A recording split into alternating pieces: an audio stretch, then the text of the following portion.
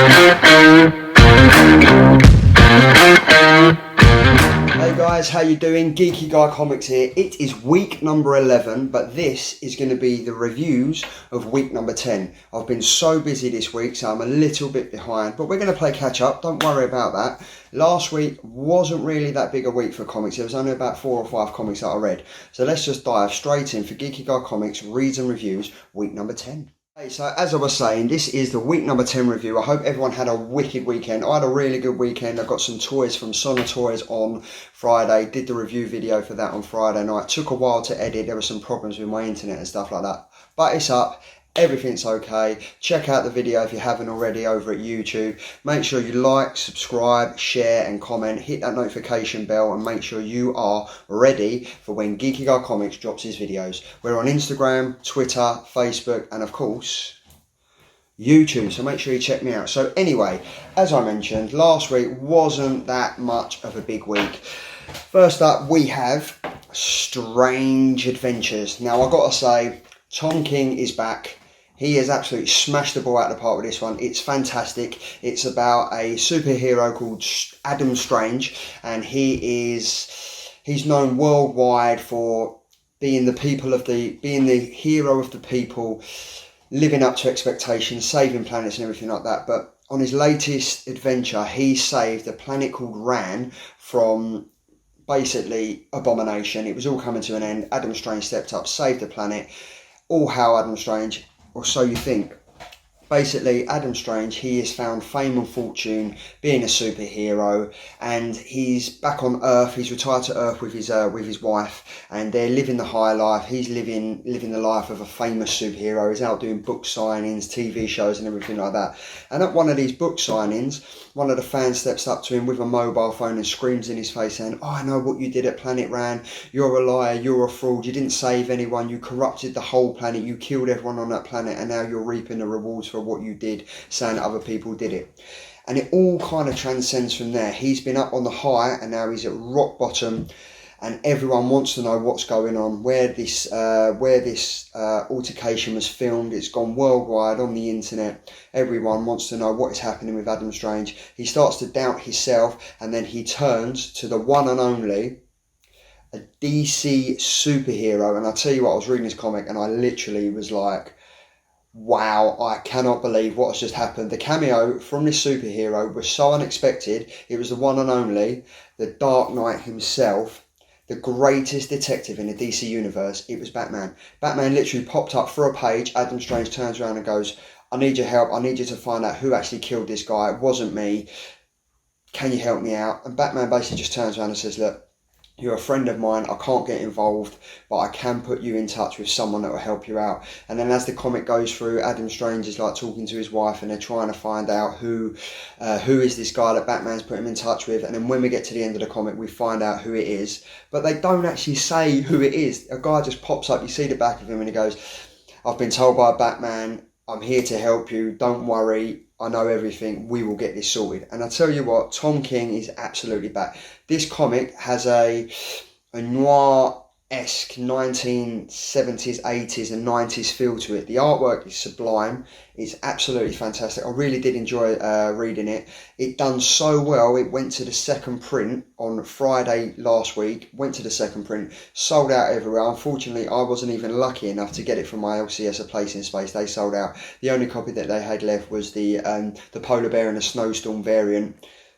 I think you guys would understand what I'm talking about. That it's the blank cover polar bear in a snowstorm variant.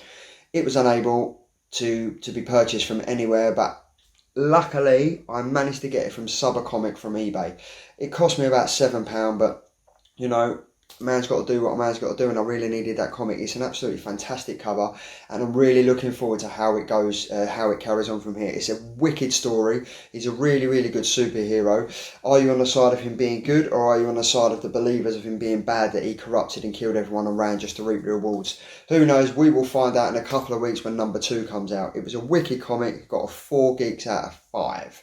Next up we have Daphne Brian number 3. Now, Hill House Comics has been absolutely sublime since it joined partnerships with DC. DC Black Label and Hill House Comics, they're putting out some really, really good stuff at the moment with the likes of Basket Full of Heads, Lolo Woods, Dollhouse Family, and Daphne Brian. I'll tell you what, this is probably, out of all of them, this is the most supernatural cult version of a horror comic.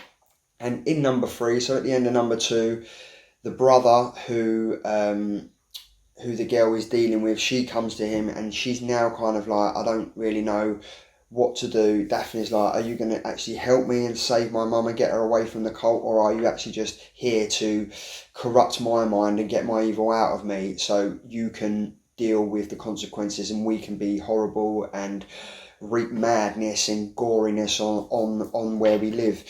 This comic is a lot more based on Daphne dealing with the relationship with the brother. She's trying to find out a bit more about him, but while she's trying to do that, her mother's getting really, really deeper and deeper into the occult. She goes to speak to Miss Smithersmere, I think it is. She goes to talk to her about, like, I really need to talk to my husband again. And they're kind of luring her in. They're kind of telling her what she wants to hear. And then we find out that when she does sit down for the seance, she actually gets drugged and then she passes out. And it becomes quite clear that the people of this that are running the seance in the occult, they think that Daphne Brian's mum has something special in her. All these people running. It kind of reminded me of that horror film. What is that horror film? I can't remember the horror film. It's one of them horror films, you know, where they're trying to find all the occults and everything's coming in. It's kind of like a bit like what even is that horror film? When I find out that horror film, I will let you know. But this comic, it is kind of like that. And the mum obviously thinks she's going to a seance. She ends up getting drugged, and then she ends up getting taken upstairs, laid down on a bed. All these people dress up. They start doing all this, start spieling all this magical words and trying to corrupt her and stuff like that. But there's one of the guys, he's obviously wants his wicked way with her. That's not going to happen. And is it going to be down to Daphne Brian and the brother to save her? Who knows? While this is all happening to her mother, Daphne Brian goes to school. Her nonny takes her to school because obviously in the end of issue 2 she had a massive argument with the 3 girls that are bullying her. She kind of flipped out, had a massive attack and ripped the girl's dress, and it all kind of happened. So basically she's got like a supernatural being within her that kind of comes out and attacks when she gets stressed and angry. And the same thing happens when she goes to school. The 3 girls are there, they're saying to her, we can't believe you had the nerve to show up after what you did to our friend. And the brother is whispering in her ear saying, tell me what you actually want to do to these girls. I can actually live out your horror secrets. I can actually act on them. I can do anything that you want. Tell me what you actually want to do. And she screams and she says, I hate you all. And then I don't actually know what it is, but everyone in the class, including the teacher, gets covered in this like black tar type of thing. It's in their eyes. And while this is happening, the class are all screaming. Daphne's absolutely shocked and disgusted with what's happening. She thinks she's an abomination. She runs out of the school. All while she's doing this, the brother is in her ear saying, don't be ashamed. This is what you are. This is what you're meant to be. And then she runs home. And I tell you what, it's a horror comic. It's a supernatural comic. If you're a fan of the Poltergeist, if you're a fan of the films like Pet Sematary and stuff like that, you're really going to like this. It's kind of dealing with the mental things going on in her head. There, is the brother real? He says that he's as real as she is. He's on this planet. He's not just a normal being. He isn't a human being like her, but he is as real as she is. So, but then it comes in, and then as she's running away, there's only one shadow there, which is hers. The brother's shadow isn't there. So it's kind of like, is he real? Isn't he? Is he a figment of her imagination? No one knows. And I guess the way that this comic is, we're on number 3 now, and it seems to be getting deeper and deeper and darker and darker. So I think the next issue we're going to find out, is the relationship between the brother and Daphne Brian, is it going to be stressful? Are they going to split up? Is she going to actually find out what he actually wants? And is the occult and the people that are trying to corrupt Daphne's mother, are they going to get their wicked way with her? Is Daphne and the brother going to be able to save the day? Does the brother even want to save the day? Number 4, I'm sure we will find out, so make sure you stay tuned for that. This one got 3 geeks out of 5. The bit of the story was a kind of bit jumbled up, and it kind of just tended to drumble on a bit, but it's good. The artwork's fantastic, the writing's good. It's been a good, steady comic. It's definitely going to keep staying on my pull list, but yep, great comic. Up next we have Mercy. Now I tell you what, Mirka Andolfo's Mercy is amazing. I got the standard cover, but I also managed to get the Art Germ variant cover, which is absolutely sublime. I'm waiting for it to come through on my eBay order. Yet again, I was too late to get to my LCS. Wasn't able to get it, so I had to go back to Comic. Comic are actually always quite good, because if I can't get my comic from a place in space, I'm always able to get it from them. So big shout out to for Comic for helping me out on this one. Mercy is fantastic. I'm going to actually take it out the cover, because you can't actually, well, actually you might be able to see it. Look at that. Look. This is a wicked comic. And I'll tell you what, the artwork in it is absolutely fantastic. So there is a town, and it's kind of set in the 1940s. It's a really good. It's really good. If you think of like the 1940s, it must be 1930s, 1940s. People are still riding around on horse and cart. People are still scavenging for food, and it's kind of set in them old times where people are still rationing food and everything like that. And then this, I need to check her name. It is, what is her name? Her name is.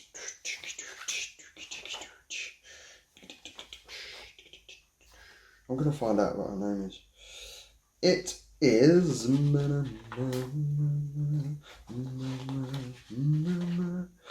I can't remember her name. It's really annoying. But I mean, the artwork in this comic is just amazing. It is... Lady... Let's have a look. I need to find her name. I read it. But you know where you read a comment and then you have to read over it again just to find their names? Because obviously I mark down everything for the reviews, but I don't really like reading off a bit of paper. So, what is her name? Why? So basically, it's all about a town called Woodsburg, and there was a massive... It was kind of like, not a zombie apocalypse, but as you'll see there, it kind of happened that something happened in a cave that was run by a very wealthy woman called Lady Swanson, and the cave collapsed, and then something happened. People were attacked, people died, and then all of a sudden it transcended that a woman, a stranger called... I'm going to find her name. Hold on 1 second. What is her name? I've got to find her name. Oh, this is so annoying. What is her name? I can't find her name, and it's really annoying. It is really... There we go. Lady Helene. So basically, there's a case, there's been a curse, or there's been hearsay of the Woodsburg devil, and it's striked again, and innocent people are dying. They first died in the cave that Lady Swanson owns, and then obviously Lady Helene's arrived. Is she going to help them get rid of the Woodsburg devil, or is she actually part of this Woodsburg devil? Is she actually the Woodsburg devil? Who knows? But there is a massive quality part in it where Lady Swanson has a fit, and she says, "Oh my God, the strangers are back! The strangers are back! The strangers are back! Oh my God, please help me! The strangers are back!" And then, as you see there, Lady Helene is like, "Oh my God, we have arrived!" And the little boy who was driving the horse, we find out that he's dead, and the only person that had contacted with him was Lady Helene and Mr. Goodwill. And it seems that Lady Helene isn't all she seems to be. I mean, she's a very attractive lady, she's blonde hair, so is that kind of luring everyone in to a false sense of security? I actually think the way that it's ended, she has a lot more to... We have a lot more to find out about her, because she arrives at the house at the end of the comic. She goes, "Oh my God, I hate the fact that we call this place home. I hate returning here." Who knows? It was a great comic. The artwork is fantastic. Mercy, #1 from Image Comics. Make sure you check it out. Mirka Andolfo has done it again. She's a female writer. She's absolutely smashing it. And this is none different. This is wicked. Make sure you check it out. Now, up next, we have Strange Academy. I managed to get the Scotty Young. Is it Scotty Young? No.